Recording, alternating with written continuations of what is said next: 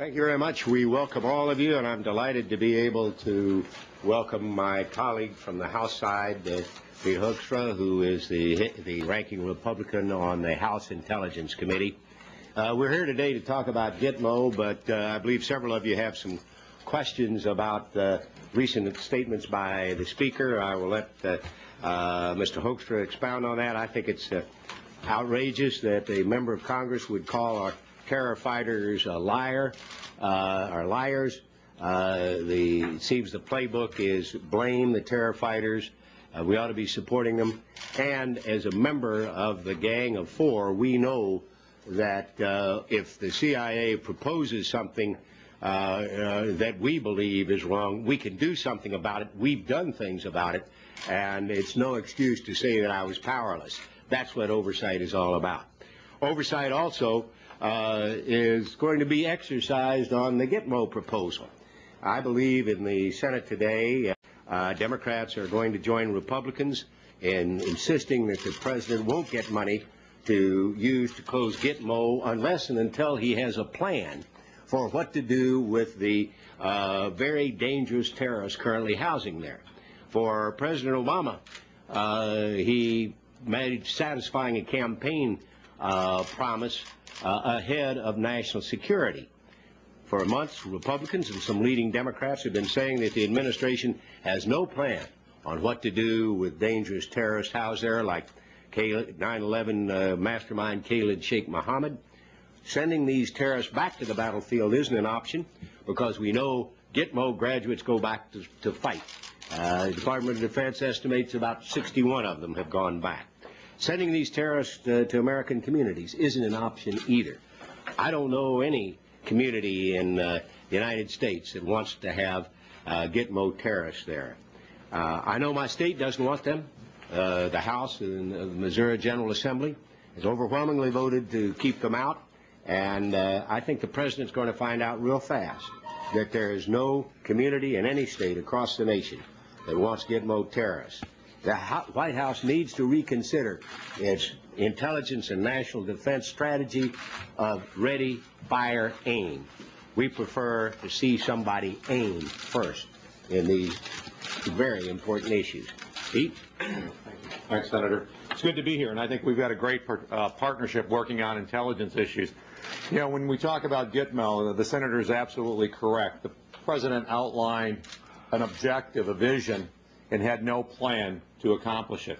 What we've now found over the last 4 months that as his team has tried to put together a plan, they're finding it very, very difficult, if not impossible, because they can't find a place to move these individuals to. What they're also finding is that their partners on Capitol Hill are saying no. You know, the House last week in the appropriations process, we said there will be no money in the supplemental to close Guantanamo. Yesterday, the Senate said we'll have, I think what they said is we'll have money in there to close Guantanamo, but none of the money or there will be no allowance for moving these individuals into the United States.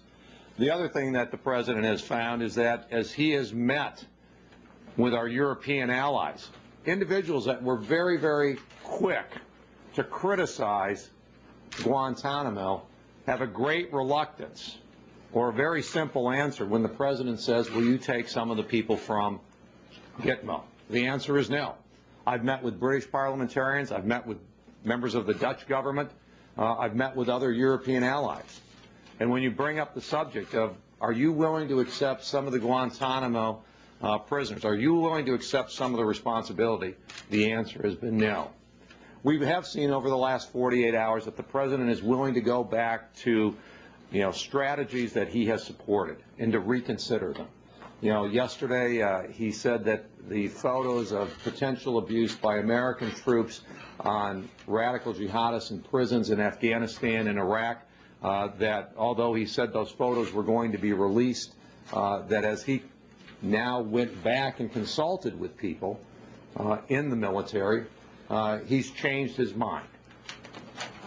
The Secretary of Homeland Security did the same thing yesterday. There was this report out about extremists in the homeland. came out 4 weeks ago. Yesterday, I think she admitted that having that report go public and having that report be released was a mistake, and they have now pulled that report back. These are instances where members of Congress and the public have had an opportunity and an ability to change public policy.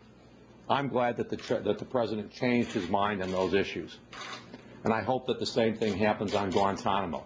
These 241 people are at Guantanamo for a very specific reason. It is the safest and the most secure facility to keep them. It is part of our national security strategy. We would all like to see Guantanamo closed. President Bush wanted Guantanamo closed. But what we recognize is that it is very difficult from saying this is where we are to this is how we are going to get there. And until we have a well-defined strategy for moving from point A to point B, that before we fire, we are going to aim and make sure that we hit the target and we do it in a way that protects our national security. With that, I think the Senator and I will be more than willing to take any questions you may have. Senator Bond, in the House, there's they'll be voting on their version of it later today. Is that something that you find acceptable as opposed to the version that Chairman Inouye has included? We're going to take a look at the issue when it comes up and find out where the votes are, but clearly we are going to express ourselves very strongly in opposition to bringing the detainees at Gitmo into the United States. This obviously, if we have a different formulation, we will work that out in conference. But as Mr. Hoekstra has said, I believe this is where Democrats in the House and the Senate agree with Republicans that we don't want those terrorists coming to the United States. Can I ask a question about the Speaker's comments this morning? She said, among other things, that she realized that when during these briefings, 2002, 2003, she concluded that the problem was the policy and that it needed to be changed by electing Democratic Congress, Democratic President, and now that that's happened, the policy has been changed. Could you respond, please? Yeah, I find it quite unbelievable that the Speaker of the House believes that politics comes before national security. In 2002, she was the ranking member of the Intelligence Committee. That's a position that I hold today. From 2003, when she received the second, or her staff received the second briefing, to 2004, she was the minority leader of the House. And what I heard her say, and I was quite taken aback by it when she said it, is politics are more important than national security. So I spent my time, rather than trying to influence this policy, I took my time focused on politics to elect a Democrat majority. I think that is that's a very dangerous precedent. You know, when I was appointed to the Intelligence Committee, when I was appointed chairman in 2004 by Speaker Hastert, and then appointed as the ranking member by the current minority leader, John Boehner, they made it very, very clear that I was representing them on this important job, and it was my job to keep them fully informed and to develop the right policy to keep America safe. And you would think that in the immediate aftermath of 9/11, that we would be focused on making sure that we had the right policy in place and not worried about the next election, whether it's 2002, 2004, 2006. So basically what the Speaker has said, that up until she became the Speaker in 2006, it was all about politics and forget about the policy. I can tell you, as the ranking member today, we've already taken, and even in the last session of Congress, we spent a lot of time focused on policy, making sure that we get the policy right and recognize that there is another time and another place to deal with the politics. You don't deal with the politics when you're the ranking member or the Speaker of the House or the minority leader. Politics doesn't come first when it comes to national security. That may explain why we've had some of the problems that we've had. I want to add to that we